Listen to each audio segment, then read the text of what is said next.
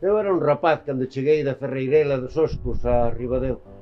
Desde a casa de Guimarán escoitaba o bruar do mar petando na cova da vella e o trafego dos mariñeiros e dos comerciantes.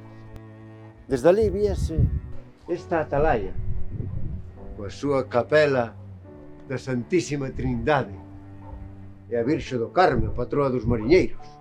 Na miña casa sempre oín dicir que viñeras moi ben instruído en matemáticas, en inglés e en francés dos monxes de Vilanova dos Oscos, non é? Certo.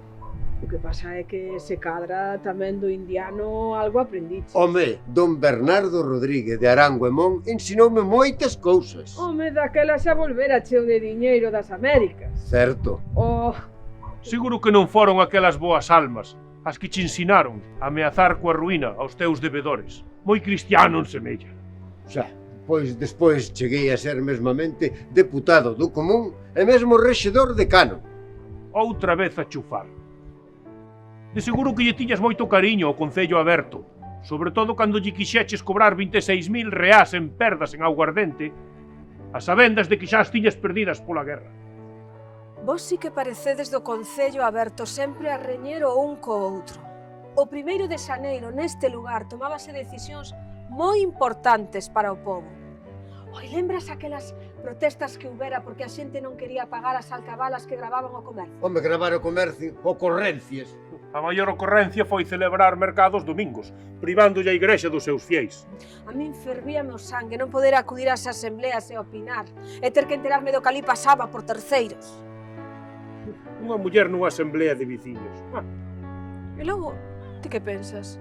Que as mulleres non tiñamos cousas que dicir igual que calquera home? Pensas que as mulleres non sabíamos que había que crear unha xunta de sanidade?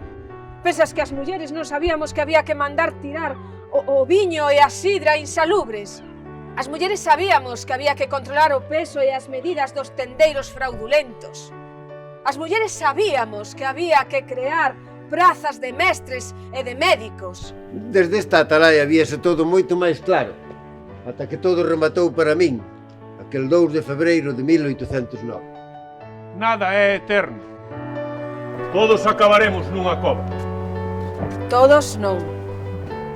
O vaivén dos barcos, as ondas, as luces do noso Ribadeo sempre estarán aí.